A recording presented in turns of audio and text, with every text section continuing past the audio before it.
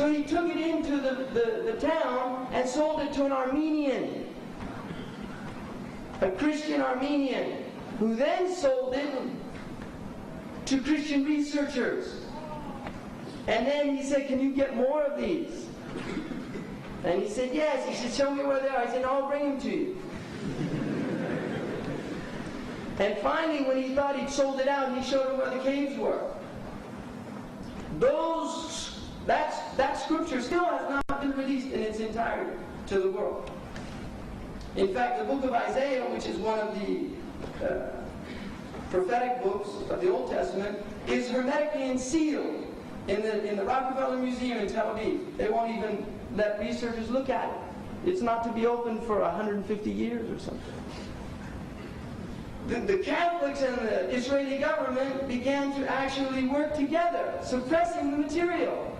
And you have to ask, well, what do the Catholics and the Israelis have in common? That they want to suppress material. And this isn't conspiracy theory. This is fact. The researchers within the archaeological community were complaining about this. Let us see the manuscript. We want to see them. Can't do that. Why not? We're still looking at them.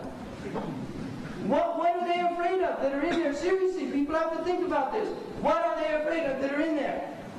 Now, the fact that the Jews had tribes living in Medina was a clear proof that they knew that there was a prophet coming to that place. Salman al-Farisi radiallahu anhu was told by a monk in Syria that there would be a prophet in the end of time that would show up in Yathrib, and it's in the books, and he would have such and such signs. Haraqal, the emperor, when he sent the Tanuki to the Prophet ﷺ, he asked him, he said, see if he reads the letter, see if he mentions the night and the day, see if there's anything between his shoulder blades. And that man became a Muslim in the time of Muawiyah, who reports that. And the Sahaba witnessed that. They witnessed the questions that were posed to him by the emperor. They knew, they had knowledge. So the Prophet ﷺ was the first sign of the beginning of the end. And then the Prophet ﷺ said that the next sign, there would be 6.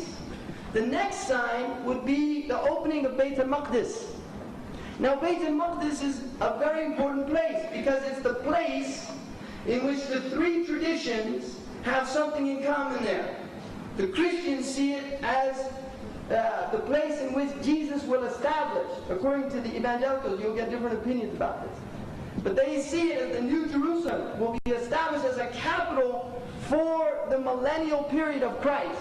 This is the modern evangelical belief. It's a 19th century belief. It's a bid'ah in their tradition. The Catholics did not believe that. They thought it was metaphorical, allegorical. That's the way Augustine interpreted it. The modern evangelicals, which are the fastest growing by proselytation religion. We always sang the Muslim fastest growing religion. We're the fastest reproducing religion. Seriously, we're the fastest reproducing religion. And there's something to be said for that. But we are not the fastest growing religion in terms of conversion. The fastest growing religion in terms of conversion is Pentecostal Christianity. They've had 50 million conversions in South America alone. The South Americans were Catholic. They have worked very seriously. And there's a very strong link between the Israeli government and Pentecostal Christians. The Pentecostals in the United States support them. And one of the very interesting things about the Pentecostals is that they have television stations and radio stations 24 hours a day. They're talking about the end is near, the end is near. The Jews are announcing 2 years ago that the red heifer was born. People don't even know what this stuff means, what the red heifer. Because they believe that a red heifer would be born in Palestine right before the coming of the Messiah. Now they can clone it, for all we know. They can do that now. They can make it red, purple, pink, whatever their scripture said, they could work it out. Right? So we don't know. The point is, they're claiming that it was born. The Christian support of the Jews in America is extraordinary. In classical Christianity, the Jews were seen as a curse because they rejected the covenant, the new covenant. That's why it's called the New Testament. It's the Old Testament, the New Testament. They rejected the covenant, and for that reason they lose their special status as God's chosen people. This was the traditional Catholic and Orthodox view. But with the Protestant Reformation and the rise of new interpretations of the Bible, you got the evangelicals beginning to say no. In fact, the Jews were still the chosen people. And not only that, that the Messiah would come, he would establish his state in Israel, the Jews would be redeemed by their acceptance of him the second time around, not the first time.